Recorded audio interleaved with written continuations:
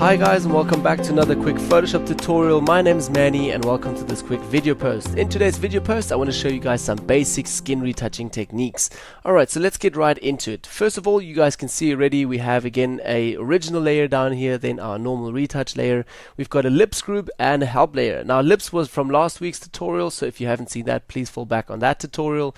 And yes, let's get right into it. On our help layer, I'm going to turn that on, and on the help layer I'm just going to go over to my brush, select a new foreground color over here, say yellow, okay, and then I'm just going to point out quickly what I want to retouch. So I'm not going to do a completely retouch today, I just want to show you some techniques. Alright, first of all, what I do is have my image at a full screen mode, and then I can already see, okay, I need to retouch that, this, I have a lot of dots here, there, I need to retouch this a little bit, this a bit, over here are quite some lines also with a lot of tones here, then some lines here, lines there we have a dot over here, then also over there's some lines here. There's quite a lot to retouch on this image, some necklines, then also over here. Then we have a beauty spot over here, which I wouldn't retouch for client's work, but if it's a model portfolio, but if it's for my own work, I would retouch that. Then over here, over there are quite a lot of areas that we need to retouch. So first of all, what I do is at 100%, just look at my image, see, okay, this is what it's pointing out. Then mostly I zoom in a little bit more and just see, okay, here between the eyes and between the eyebrows are a lot of small hairs, so I need to get rid of all these small hairs, so that I shouldn't forget. Then if I go zoom through my image here a little bit more, then I would see, okay, here on the eyebrows are still a lot. That would be completely a new chapter to retouch. Actually, that has nothing to do with the skin, but just to point it out quickly. Then also over here there's quite a lot to retouch. Over here we have a few hairs here, then also of that. So if you zoom in that far in, you will see there's quite a lot. Alright, so let's go back out again and start with our healing, or with our basic skin retouching. Alright, turn off our help layer, and first step that I'm going to do is create a new layer, empty layer, and call that the healing layer. Alright, on the healing layer, I mostly take my healing brush and just work with the healing brush on that layer. Not too much with the spot healing tool or with the patch tool, because they don't work on the empty layer. So I'm going to work just with the healing brush. Select my healing brush, and then also at the top, I'm going to set my pen pressure sensitivity on. I'm working with the Vacuum 4 board again. So via my board, I'm also able to change my wheel. If you don't have that, please go up here to the left hand side and select your hardness and size over here. Or do your feathering through Control Alt again. Left and right, change your brush size up and down, feathering mode. Okay, then also here at the top, align sample, we're going to set that to all layers. Yes, not current layer, because if you work on an empty layer, you won't clone or heal anything. Okay, make my brush really small, and then I can zoom in and just heal areas again. Say for instance over here, I want to heal that, so very close by, hold Alt, select an area, and heal over the area. So this is actually a technique that I would use to just do my basic skin retouching and just retouch everything a little bit. But then over time I notice when I do this, especially as you guys can see here now, I did sample a little bit of all these dark areas, and I sampled or healed all the luminosity and tones, which I don't want. I just want to heal the textures. So I need to have a new technique for that. So what I did is just go zoom out again a little bit, and I'll create a new layer that I'm going to blur. So we're going to break all these pixels and all the textures. This is in no means a technique that you use just to retouch skin. You won't just blur your skin, you use it in a progress. So blur the skin, then we just keep our tones and luminosity, but we're breaking the textures and details. Then we're going to create a new layer, or have a second layer, and on there we're going to do a high pass, do the opacity down a little bit, and change our blending options, and with that we're creating new details, and with that we can retouch again. So let me do that quickly. First of all, on our healing layer, I'm going to press Command Alt Shift E, master shortcut, and create a new layer. I'm going to rename that new layer to blur. Enter Command J, duplicate that layer, and I'm going to write to this layer detail. Detail, okay. Then I'm going to select both layers with Command or Shift and press Command G and put that in the master group, and we're going to call that our basic skin. basic skin over here, enter, and we're good. Okay, so now on our basic skin, first of all, the detail layer, we're going to blend that out. We're going to go over to the blur layer and blur that a little bit. So go up to filter, we're going to go to blur and Gaussian blur. And now I'm going to blur it around 20 pixels. As you guys can also see, our skin is super soft and we have no details or textures whatsoever.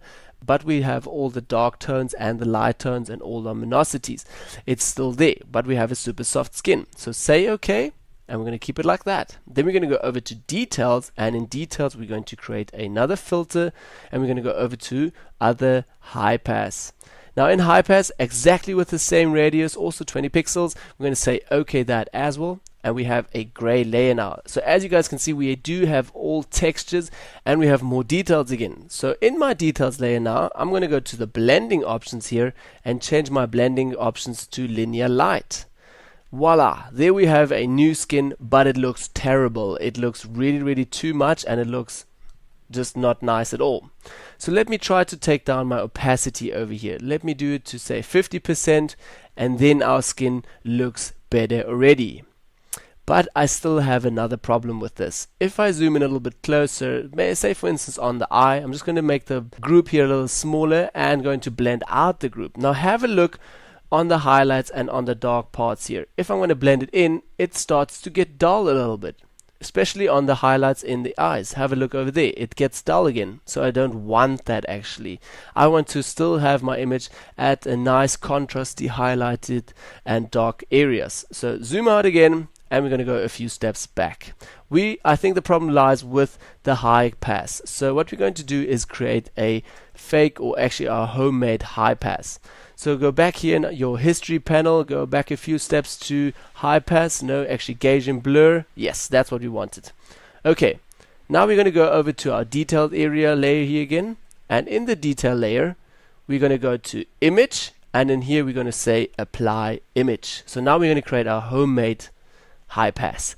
Okay, in apply image, first of all what we're going to do is set our layer not to details, we want to set it to blur. That's why we also had to blur it at the same pixel rate, or keep this at the same rate.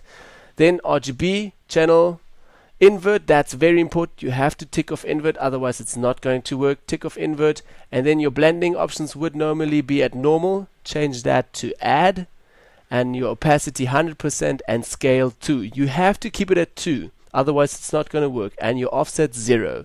Say OK and you're good to go. Now I'm working with a 16-bit image. If you're working with an 8-bit image, you would have to change some stuff in here. You would have to say subtract as a blending option, and you will also have to do it scale at 2 and set your offset to 128. Not further, not smaller, not higher, nothing, 128. Okay, I'm going to set it back to 0 and set it back to add because I'm working with the 16-bit. Say OK, and now you can already see it rendering everything, and it doesn't look that nice because I added a little bit of this white here, but the effect works on the image itself. Then what we're going to do is, with our blending options here with our layer, we're going to set that also to linear light. And now have a look. Wow, we didn't even need to change our opacity or anything. The skin looks already good. And it looks more realistic as well. There's nothing of a big effect or anything. It still looks very good. Okay, blend that in or out. You won't see a big effect, especially on the eyes. We still have our highlights and also our dark areas over here. If I'm going to blend it in or out, nothing happens. Everything stays the same. And now I do have two options to retouch. First of all, my detail layer, just to retouch with textures and the patterns and stuff. If I'm going to work on the blur, I'm going to work in the luminosity and tones a little bit. So let me do that quickly. On details, I'm going to zoom in here, press with J my healing brush tool again. Then first of all, if I'm going to brush now or heal, you will see that it's not going to work. That is because our sampling here at the top is still set to all layers.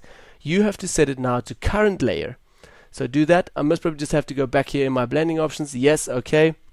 And then current layer, that's right, over here. And now we can start healing everything. And have a look. If I heal now, we're only healing with the texture, which is so nice. Okay, now I can work really quickly and don't need to worry. I can just heal all these textures, especially down here. If I'm going to work under the eye over here, we had a little bit of a darker patch down here. Sorry. Dark patch over here. Now I can just sample all these or heal all of these spots away. but we still have the dark shadows underneath, right? So what I'm going to do is go to my blending or my blur layer over here, sample an area from here and have a look and just sample over here, and all these dark shadows go away already a little bit. Over here, if I'm going to zoom out a little bit, you guys can see it a little bit more. Obviously this does take a little bit of work and it's not working on the first time always, so you have to work it a little bit, but it does already look way better than before. Especially if you go down here, there as well. Now I can retouch on my detail layer really quickly and just have a nice workflow and just work on all these areas. So that's the first step that I would actually do, is just go very close again to my areas that I want to heal and just heal everything away. Especially on the beauty spot, heal that really quickly, and I don't need to worry about all the tones or luminosity. Over here, and even the hairs over here, if you want to get rid of that, just really quickly over that. Wow, that takes it out really nicely. Then most of the time zoom in very closely and just with your healing brush again, make your brush smaller. Always, that's very important. Change your brush sizes, very important. Okay, over here, very nice. I can just heal all these textures. So that's what I would mostly do. Then sit here for another, say, 30 to 40 minutes and just retouch all of these, which I'm not going to show you guys now because it's going to be way too long. I just wanted to show you guys quickly this technique that I use to retouch. So I hope you guys learned something today. My name is Manny. Thank you guys for watching, and see you guys all next week in another tutorial. Bye bye guys.